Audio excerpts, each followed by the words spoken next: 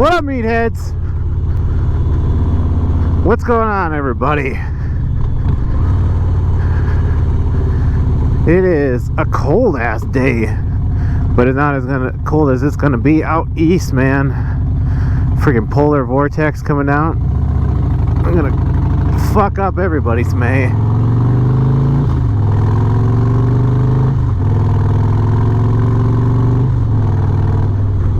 We are almost at 30 subscribers, guys. I can't thank you all enough for the support, for watching, those who do and those who get the notifications that I post a video and watch it. I really appreciate it. I love the feedback that you all have. Been getting a lot of good comments, a lot of good feedback on videos. People asking me questions about like my handlebars on that handlebar review I did a while back. You know, a lot of good things, but I've also gotten a lot of negative feedback, especially on my video about the Challenger versus the Road Glide. And I wanted to address this in a video, but more specifically I want to address some people's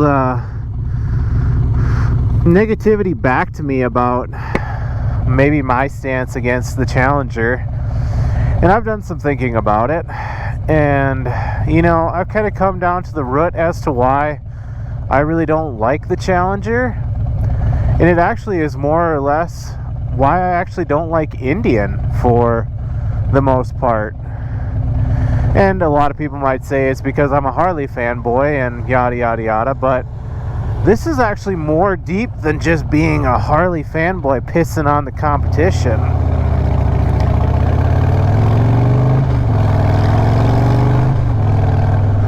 And I'll give you guys some backstory as to why I say it's more than just a Harley fanboy.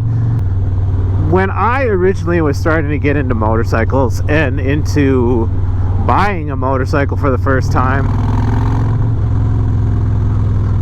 I took a long look at a lot of different models. I was interested in a Yamaha Bolt there for a while, and actually the predecessor to Indian, Victory.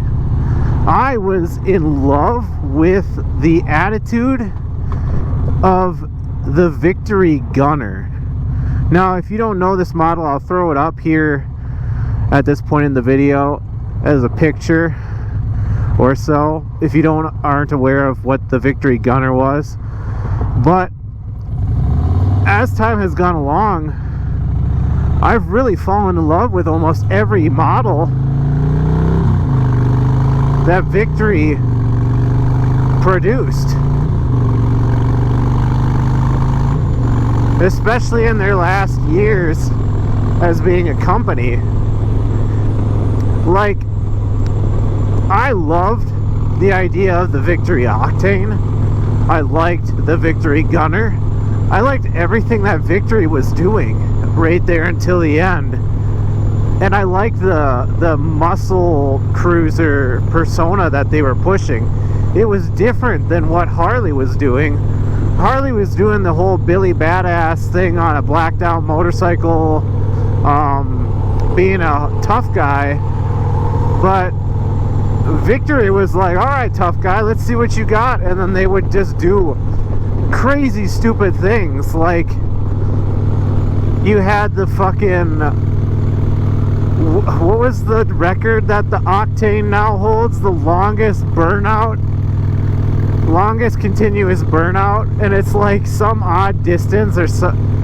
Yeah, because they were riding it and just doing a straight burnout. I'll provide a link to the description of that video, because it's a stupid thing. Like, why? Okay, you know, it's like, why would you want to just, like, that's your product? Like, yep, they can just do a straight burnout all the time. And it's like, okay, you know, it has no marketable value, or like there's no reason why anybody would look at that and be like, oh yep, that's the bike I want.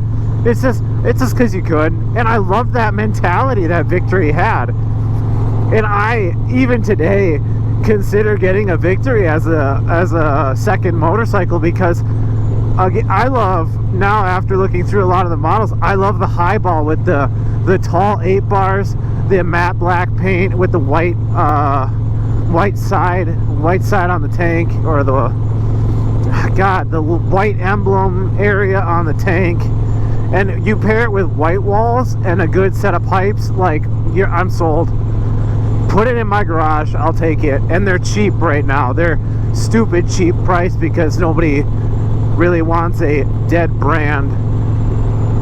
But I'll get into reason why I don't like Indian, because of Victory. What they did to Victory. Polaris had Victory for a number of years before they acquired the name of Indian motorcycles.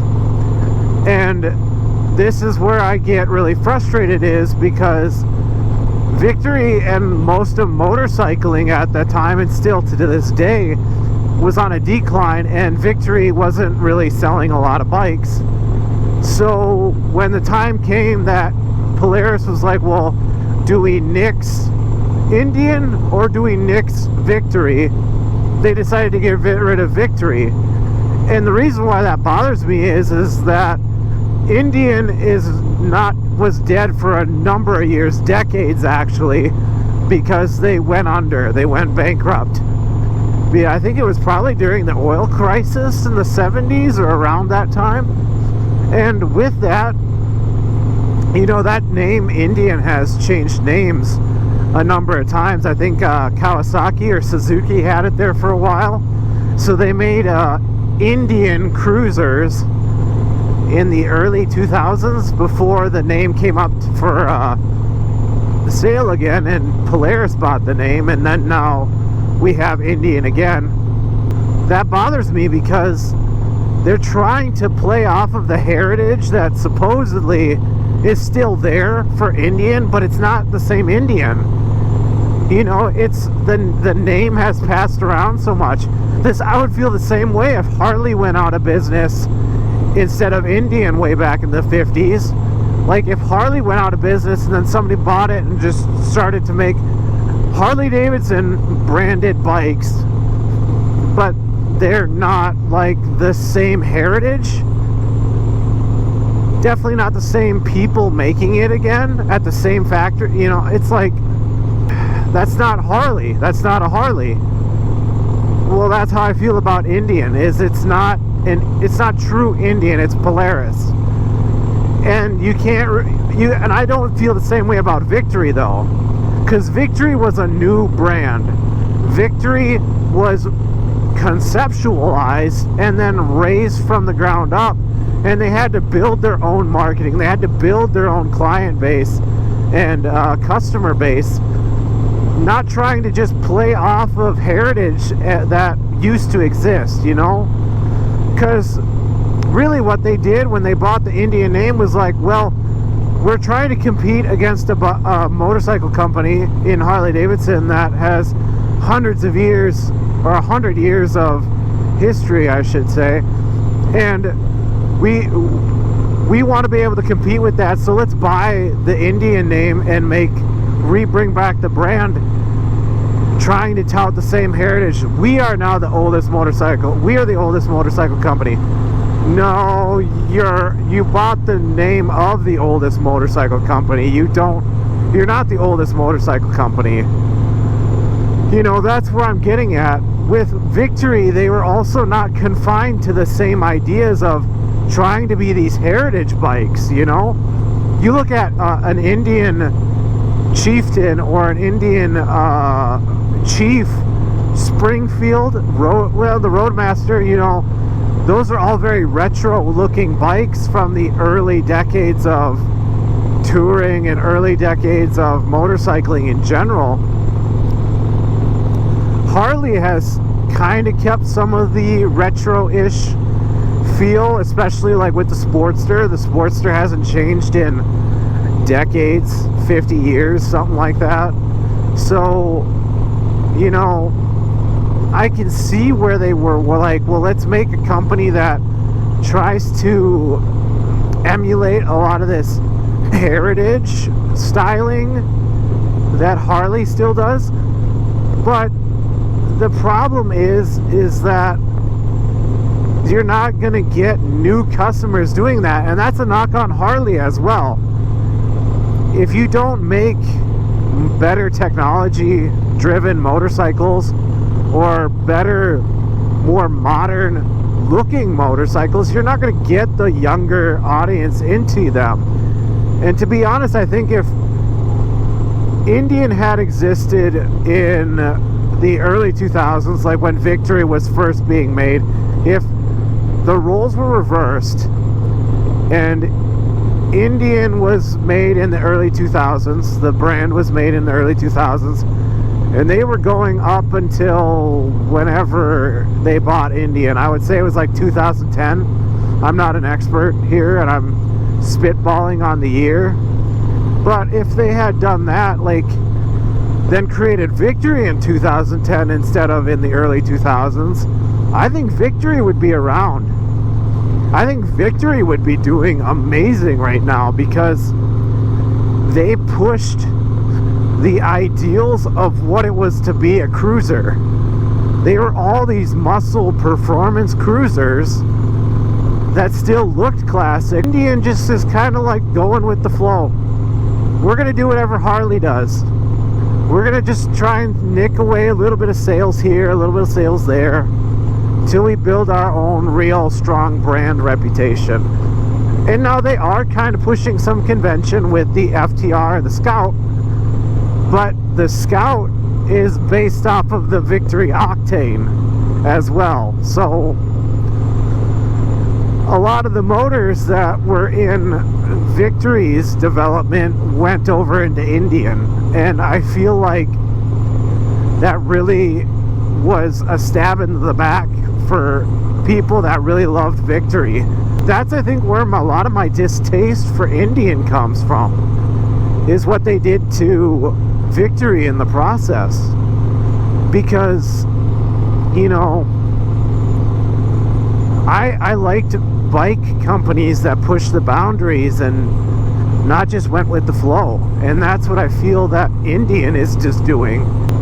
I look at like the old Icon video of those Tony Carbajal and somebody else drifting those Victories, those supercharged Victories, and I'm like, dude, that's what Indian was all about. Or not Indian, that was what Victory was all about. Fucking balls to the wall. Fucking let's ride hard and be crazy and be hooligans and put some people in their place for talking shit about us, you know? They're ready to grab life by the balls, and you know, that's just not what I see in Victory. Or not what I see in Indian. I'm getting all kinds of mixed up. Oh, the buffalo. That's a buffalo farm right there. Oh, the buffalons. I forgot about that. But you know what I'm trying to say. It is what it is. That's my 2 cents, guys. You know, I don't know how many of you out there loved Victory, but if you do love Victory and loved what they were making as far as motorcycles, leave a comment down in the bottom of this video.